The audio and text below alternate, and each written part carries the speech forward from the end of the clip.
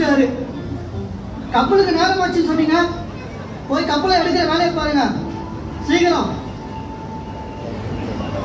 என்ன இது சரியா சொல்றான்? உங்க மூச்சா நம்மளை காட்டி கொடுத்துரும் போலியே.